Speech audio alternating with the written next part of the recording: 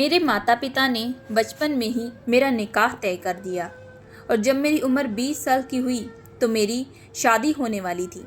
शादी को लेकर मेरे कई सारे अरमान थे, लेकिन निकाह से एक दिन पहले ही हमें यह खबर मिली कि मेरी होने वाली पत्नी इस दुनिया से चल बसी है, क्योंकि उसे हार्ट अटैक आ गया है।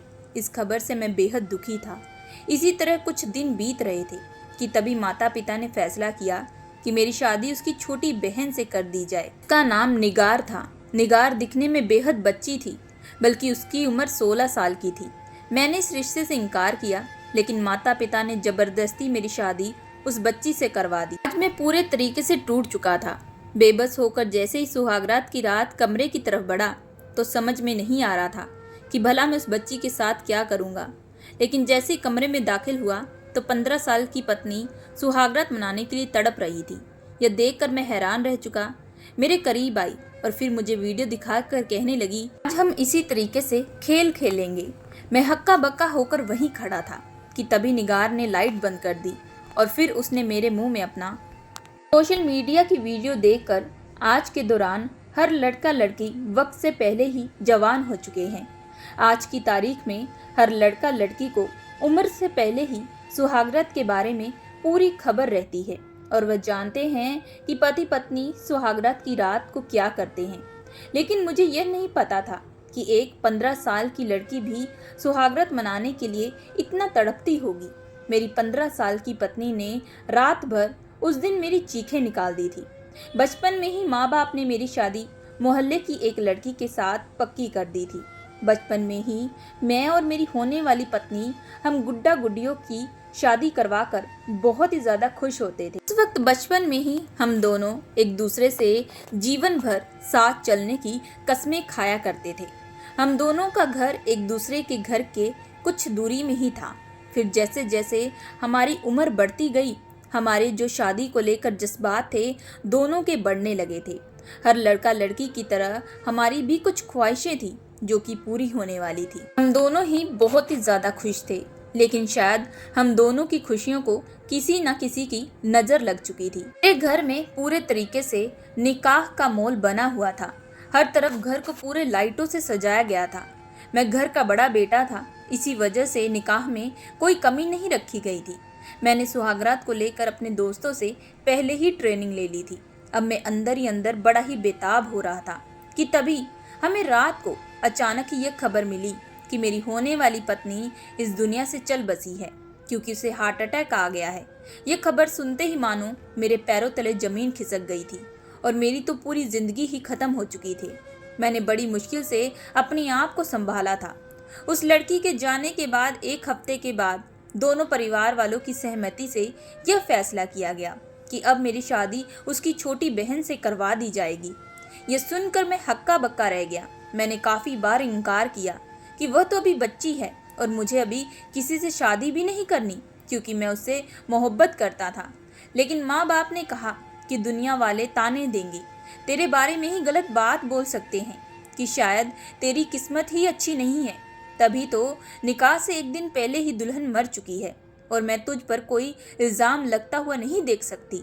इसलिए जो फैसला तेरे लिए ले रही हूँ वह तेरे बेहतरीन के लिए होगा। मैं माता पिता से बहस ना कर सका। फिर उन्होंने एक हफ्ते के अंदर ही निकाह 15 साल की लड़की के साथ कर दिया।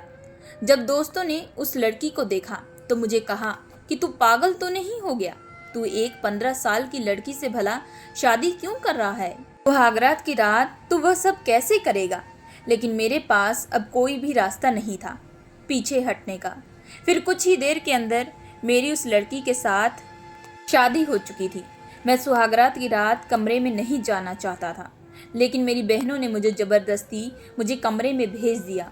जैसे ही मैं मन मार कर कमरे के अंदर दाखिल हुआ तो मैंने देखा कि निगार फ़ोन पर कुछ वीडियो देख रही थी और मेरे आते ही उसने फ़ोन को अचानक ही बंद कर दिया और तुरंत मेरे करीब आकर खड़ी हो चुकी थी। उस वक्त मेरे पसीने छूट रहे थे कि तभी अचानक निगार ने मुझे गले लगा लिया। निगार मुझसे काफ़ी छोटी थी। मुझे उसे पकड़ने में भी हिचकिचाहट महसूस हो रही थी। मैं पढ़ा लिखा लड़का था, इसी वजह से मैं निगार के साथ कोई भी ऐसा संबंध बिल्कुल भी नहीं बनाना चाहता था। मैंने तुरंत उसे अपने आप से दूर किया तभी वह कहने लगी कि क्या हुआ, आपको मुझसे शादी करके खुशी नहीं मिल रही। लेकिन मैं उस बच्ची को क्या समझाता। इसी वजह से मैं तुरंत बिस्तर पर जाकर लेट चुका था कि तभी वह दौड़ती हुई मेरे बगल में आकर लेट चुकी थी। मैंने उसे जानबूझकर बहाना किया कि मेरी तबीयत कुछ ठीक नहीं है, इसलिए आज मैं सोना चाहता हूँ। मेरी बात सुनकर उसने भी सहमति जगाई और तुरंत लाइट बंद कर दी। शादी के माहौल की वजह से मैं काफ़ी ज़्यादा थका हुआ था। इसी वजह से तुरंत मुझे गहरी नींद आ चुकी थी। लेकिन रात को मैंने तभी अपने कमर के ऊपर एक हाथ दिखाई दिया, और ये हाथ किसी और का नहीं था बल्कि मेरी 15 साल की पत्नी का था। मैं तुरंत उससे दूर हटा क्योंकि उसके छूने से मेरे जज्बात उठ रहे थे, लेकिन मैंने अपने जज्बातों पर काबू किया था। मैं तुरंत उठकर सोफे पर जाकर सो चुका था। सुबह जब उठा तो देखा कि निगार अभी भी गहरी नींद में सो रही थी। मैं तुरंत वॉशरूम में गया और फ्रेश होकर हॉल में आकर बैठ चुका था। उस वक्त माँ भी मुझसे नजरें चुरा रही थी क्योंकि उन्हें पता था कि मैं ये निकाह नहीं करना चाहता था। मैंने अपनी माँ से भी ठीक ढंग से बात नहीं की। तभी वह मुझसे निगार के बारे में पूछने लगी। मैंने कहा कि वह कमरे में सो रही है। आज मेरे लफ्ज़ों में बिल्कुल प्यार नहीं था। ये बात माँ अच्छे तरीके से जान चुकी थी। नाश्ता करने के बाद मैं अपने काम से घर से बाहर जाने लगा कि माँ मुझे कहने लगी कि अभी अभी तो नई नई शादी हुई है, तुझे अपनी पत्नी को वक्त देना चाहिए। मैंने कहा कि वह भी बच्ची है और उसे मैं क्या वक्त दूँ। ये कहकर मैं घर से रवाना हो चुका था। आज मुझे ऑफिस में कोई काम नहीं था, बल्कि मैंने माँ से झूठ बोला था। मैं उस घर में बिल्कुल भी नहीं रहना चाहता था। मैं अपने एक दोस्त के घर पर चला गया। मेरा दोस्त मुझे परेशान देखकर कहने लगा कि तेरी तो अभी नई नई शादी हुई है, तुझे तो भी हाल फिलहाल अपनी पत्नी के पास होना चाहिए था। मैंने कहा कि तू भी अभी माँ की तरह ये सारी बातें मत बोल। मैं ये शादी नहीं करना चाहता था, तू अच्छे तरीके से ये सारी बातें जानता है। तभी मेरा दोस्त कहने लगा, फिर तू अब क्या करेगा, शादी तो हो चुकी है और तुझे उस रिश्ते को निभाना भी पड़ेगा। मैंने कहा कि मैं कैसे रिश्ते को निभाऊं, वह भी बच्ची है, उसे अभी इतनी समझ नहीं है। फिर बात करते करते शाम हो चुकी थी। आज मैंने अपने दोस्त के साथ खूब बैठकर जमकर पिया। मैं अपना दुख किसी से बयान नहीं कर सकता था और ना ही कोई मेरा दुख को समझना चाहता था। जीते जी मेरी जिंदगी नरक हो चुकी थी। शादी को लेकर हर लड़के की तरह मेरे भी कई अरमान थे, वह सारे आज टूट चुके थे। रात को जब घर गया तो पत्नी ने दरवाज़ा खोला था। वो हॉल में बैठकर मेरा इंतजार कर रही थी। तभी वह तुरंत पानी का गिलास मेरे लिए लेकर आई और फिर मेरा कंधा दबाने लगी। यह सब देखकर मैं हैरान रह चुका था। वह पूरा एक पत्नी जैसा बिहेव कर रही थी। मुझे उसमें बच्चों वाली आदतें बिल्कुल भी नहीं लग रही थी। मेरा खाना खाने को बिल्कुल भी मन नहीं था, लेकिन इतने प्यार से बोलने लगी तो मैं उसके साथ खाना खाने के लिए बैठ चुका था। हमने कुछ देर बात की और उसके बाद अपने कमरे में चले गए। कमरे में जाते ही वह तुरंत मेरे गले लग गई और फिर मुझे कसकर पकड़ ली। मैं बार बार उससे दूरी निभाने की कोशिश कर रहा था, लेकिन उसके इतनी तेज पकड़ने से मेरे जज्बात उठने लगे थे। दारू की वजह से मुझ में बहुत नींद आ रही थी। इसी वजह से मैं तुरंत बिस्तर पर जाकर लेट चुका और उसके बाद मेरे साथ क्या हुआ मुझे कुछ भी मालूम नहीं। लेकिन इसी बहाने से मेरी पत्नी मेरे पूरे करीब आ चुकी थी और मैं भी नशे की हालत में उसके साथ गलती से वह सब कर बैठा जो मुझे अभी बिल्कुल भी नहीं करना चाहिए था। सुबह जब मेरी आँख खुली तो पूरा बिस्तर खराब हुआ था। यह देखकर मेरे पसीने छूटने लगे। इसका मतलब था कि मैं नशे की हालत में रात भर उसके साथ, लेकिन जब मैं निगार की तरफ देखा तो गहरी नींद में सो रही थी। मैं उसे जगाने की कोशिश किया। जब उसे होश आया तो कहने लगी कि मेरी पेट में बहुत दर्द हो रहा है। मैं सारा मामला समझ चुका था। मैं तुरंत उसे डॉक्टर के पास लेकर गया ताकि मामला कोई आगे ज़्यादा ना खराब हो, क्योंकि वह भी बच्ची थी। इस उम्र में मैं उसके साथ वह सब नहीं करना चाहता था, लेकिन गलती तो मेरी थी। डॉक्टर ने कुछ दवाइयाँ लिखी और उसके बाद हम दोनों घर वापस आ चुके थे। निगार बड़ी ही खुश थी क्योंकि उसे जो चाहिए था अब उसे मिल चुका था। लेकिन एक बात मैंने बड़ी ही गौर की थी कि उसमें बच्चों वाली आदतें बिल्कुल भी नहीं थी। अब मैं धीरे धीरे निगार के करीब आने लगा और उसे वक्त देने लगा। उसके साथ रहते रहते मुझे भी अच्छा लगने लगा था। मैं भी यही सोच लिया था कि शायद मेरी ज़िंदगी में यही कुछ लिखा है। मैं निगार को शाम के वक्त घुमाने के लिए बाहर लेकर जाया करता। उस रात घर वापस आने के बाद मैं और निगार ने खूब जमकर प्यार लुटाया था। उसके बाद निगार वॉशरूम में गई। मैं बिस्तर पर लेटा अपने बारे में सोच रहा था कि तभी अचानक निगार का फ़ोन बार बार बजना शुरू हो चुका था। इतनी बार कॉल आने से मैं अर्जेंट कॉल समझकर उसका कॉल रिसीव कर लिया। तभी मुझे कॉल के दूसरी साइड से एक लड़के की आवाज़ आई। जब मैंने उस लड़के के बारे में पूछा तो वह कहने लगा कि मैं निगार का आशिक हूँ और निगार के साथ मेरा कई बार वह सब हो चुका है। अगर तुम्हें यकीन नहीं आता तो उसकी कमर पर एक काला तिल है। ये सुनकर मेरे होश उड़ चुके थे। जब निगार वापस कमरे से बाहर आई तो मैंने उसकी कमर पर हूबहू वही तिल देखा जो उस लड़के ने बताया था। मुझे उस वक्त बहुत ही तेज गुस्सा आया। जब मैंने निगार से इस बारे में पूछा तो उसने इनकार किया। कहने लगी कि उसका कोई भी बॉयफ्रेंड नहीं है और ना ही उसने किसी लड़के के साथ कोई गलत संबंध बनाए हैं। लेकिन अब मुझे निगार पर बिल्कुल भी विश्वास नहीं रहा था। मेरे मन में यही आ रहा था कि ये 15 साल की बच्ची को आगरात की रात के बारे में पूरे तरीके से पता है। इसका मतलब यह है कि इसने पहले से ही ऐसा कोई संबंध बनाया हुआ है, तभी तो इसे इतनी नॉलेज है। निगार बार बार मेरा हाथ पकड़कर मुझे विश्वास दिलाने की पूरी कोशिश कर रही थी, लेकिन मैं अब उसकी बात पर बिल्कुल भी विश्वास नहीं करना चाहता था। उसने मेरा भरोसा तोड़ा था क्योंकि उसने मुझे धोखा दिया था, और सबसे बड़ा धोखा तो मेरे माता पिता ने ही मुझे दिया था, वो भी इस लड़की से शादी करवाकर। मैंने ये सारी बातें उसके मुंह पर बोल दी। ये सारी बातें सुनकर वो बहुत ही ज़्यादा रोई। कहने लगी कि मैं सिर्फ आपसे मोहब्बत करती हूँ, और तभी हम दोनों के बीच में थोड़ी हाथापाई हो चुकी थी। इसकी वजह से निगार बेहोश हो चुकी थी। तब मैं बहुत ज़्यादा परेशान हो चुका था और इस हालत में तुरंत मैं उसे डॉक्टर के पास लेकर गया। डॉक्टर ने उसके सर पर थोड़ी पट्टी बांध दी थी और तभी उन्होंने मुझे यह खुशखबरी सुनाई कि मैं बाप बनने वाला हूँ। मेरे ऊपर तो एक से बढ़कर एक कयामत उस वक्त टूट रही थी, क्योंकि मुझे पता था कि ये बच्चा मेरा नहीं है। मैं चुपचाप उसका हाथ थाम कर घर वापस आ चुका था। मैं मन ही मन परेशान हो चुका था। मैंने तभी फैसला कर लिया कि मैं दूसरे ही दिन काम के सिलसिले से दूसरे शहर चला जाऊंगा। 1-2 साल वहीं रहूंगा और तब तक निगार मैच्योर भी हो जाएगी, और तब उसे अपने आशिक के पास जाना होगा तो मैं उसे हमेशा हमेशा के लिए छोड़ दूंगा, क्योंकि अभी वह माँ बनने वाली थी और इस वक्त मैं उसे और परेशानी नहीं देना चाहता था। निगार बार बार रात को भी मुझे विश्वास दिलाने की पूरी कोशिश कर रही थी, लेकिन मैंने उसके सामने नाटक किया कि मुझे उस पर पूरा विश्वास है।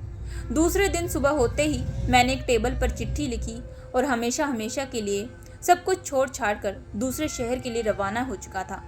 मैं वहाँ जाकर दिन रात खूब मेहनत किया करता, क्योंकि मुझे अपनी ज़िंदगी में बहुत धोखे मिल चुके थे।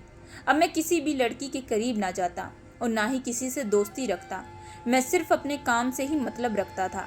घर से भी जब मुझे बार बार फ़ोन आता तो मैं किसी का फ़ोन रिसीव नहीं करता था और ना ही मैंने कभी निगार से बात की। यूं ही करते करते पूरे 3 साल बीत चुके थे और इन 3 सालों में मैंने काफ़ी तरक्की भी हासिल कर ली थी।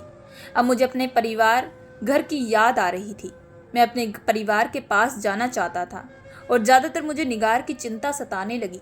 मैंने सोचा कि इस वक्त वह मैच्योर हो चुकी होगी और मुझे इस वक्त ज़रूर जाना चाहिए और अपने रिश्ते का फैसला कर लेना चाहिए, ताकि मैं भी उस ज़िंदगी से आज़ाद हो सकूं। दूसरे दिन मैं घर के लिए रवाना हो चुका था। जैसे ही मैं घर के अंदर दाखिल हुआ तो पूरा घर सूना पड़ा था। मेरी माँ मुझे देखकर गुस्सा होने लगी। कहने लगी कि अब क्या करने आए हो, तुम तो बिना बताए सब कुछ छोड़ छाड़ कर चले गए थे। मैंने तभी माँ से निगार के बारे में पूछा। माँ कहने लगी वह तो अपने मायके है और आज तुम्हें क्यों उसकी चिंता सता रही है। मैंने उसके बच्चे के बारे में पूछा तो माँ कहने लगी बच्चा आने से पहले ही इस दुनिया से जा चुका।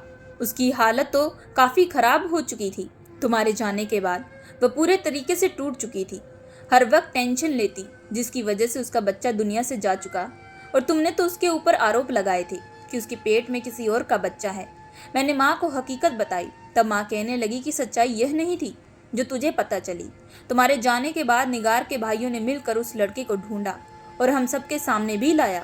उस लड़के को निगार से मोहब्बत थी और वह उससे निकाह करना चाहता था, लेकिन निगार का निकाह तुमसे हो चुका था, जिसकी वजह से वह बहुत ज़्यादा गुस्से में आ गया और उसने झूठ मूठ की कहानी तुम्हें भी सुनाई, जिस पर तुमने बहुत जल्द ही विश्वास कर लिया। मैंने तुम्हें सच्चाई बताने के लिए फ़ोन कई बार किया, लेकिन तुमने तो कभी मुझसे बात नहीं की। निगार के माता पिता उसे अपने घर ले जा चुके। यह सब सुनते ही मेरी आंखों से आंसू आने लगे कि मुझे अपनी गलती का एहसास होने लगा। मुझे उस लड़के के बारे में अच्छे से जानकारी लेनी चाहिए थी। अब मैं अपना सर पकड़कर बैठ चुका था। मुझे सांस लेना भी गवारा नहीं हो रहा था। मेरा मन अंदर ही अंदर बहुत ज़्यादा दुखी हो रहा था। मैं वहीं अपना बैग छोड़ छाड़ कर तुरंत भागता हुआ निगार के घर चला गया। निगार के माता पिता मुझे देखकर बहुत ही ज़्यादा गुस्सा होने लगे। वह कहने लगे, हम तुम्हें निगार से बिल्कुल भी मिलने नहीं देंगे, क्योंकि उनकी बेटी की जो हालत हुई है कहीं ना कहीं मेरी वजह से हुई है। वह कहने लगे कि तुम तो उसे कब का छोड़कर जा चुके थे। मैं हाथ जोड़कर उनके सामने माफ़ी मांगने लगा। मैंने कहा कि मुझे अपने किए का पश्चाताप करने दीजिए, मुझे एक बार निगार से मिलने की इजाज़त दीजिए। मेरी आंखों से आंसू देखकर उसके माता पिता को भी तरस आ चुका था और उन्होंने मुझे निगार के कमरे में जाने की इजाज़त दे दी। निगार के कमरे में जैसे गया तो निगार पहले से ज़्यादा कमज़ोर नज़र आ रही थी। वह बिस्तर पर लेटी थी, उसकी हाथों पर सुइयां लगी हुई थी। साथ में उसके बगल में एक नर्स खड़ी थी जो उसका ध्यान रख रही थी। मैंने उस नर्स को बाहर जाने के लिए कहा। निगार के बगल में जाकर उस वक्त मैं बैठ चुका था तो निगार ने अपना चेहरा घुमा लिया। वह मुझे कहने लगी कि मैं यहाँ से हमेशा के लिए चला जाऊँ। मैंने निगार के सामने हाथ जोड़ दिए और खूब जोरों से रोने लगा और उससे माफ़ी भी मांगने लगा। हम दोनों की आपस में कई देर तक बात होती रही। निगार को आज भी मुझसे मोहब्बत थी, इसी वजह से उसने मुझे माफ़ कर दिया। मैं निगार का हाथ पकड़कर उस वक्त उसे अपने साथ घर वापस ले आया। अब मैं दिन रात उसकी सेवा करता था, क्योंकि आज उसकी हालत मेरी वजह से हुई थी। फिर धीरे धीरे 6 महीने बीत चुके थे और अब निगार पहले से काफ़ी बेहतर हो चुकी थी। उसकी खूबसूरती पहले की तरह वापस आ चुकी थी और वह पहले की तरह ही मुस्कुराने लगी थी। डॉक्टर के टेस्ट रिपोर्ट के अनुसार अब निगार पहले के मुताबिक बेहतर हो चुकी थी। इस बात से मैं काफ़ी खुश था। अब मैं निगार को वक्त देने लगा और फिर हम दोनों एक दूसरे के करीब भी आ चुके थे। मैं सब कुछ ठीक करना चाहता था, इसी वजह से मैं ज़्यादा से ज़्यादा वक्त निगार को दिया करता था। एक दिन तभी हमें खुशखबरी मिली कि निगार माँ बनने वाली है। आज का दिन मेरी ज़िंदगी का बहुत बड़ा दिन था और फिर पूरे 9 महीने के बाद निगार ने एक बहुत ही प्यारी सी बेटी को जन्म दिया। अब मैं दिन रात अपने परिवार की सेवा करता, उन्हें खुश रखने की पूरी कोशिश करता और जो मैंने गलतियां पहले की थी उनको बिल्कुल भी नहीं दोहराता। दोस्तों, मैं आशा करती हूँ कि आप लोगों को ये कहानी पसंद आई होगी। अगर आप लोगों को ये कहानी पसंद आई है सो प्लीज़ हमारे चैनल को लाइक और सब्सक्राइब जरूर करिएगा एंड बेल आइकन का बटन जरूर दबाइएगा।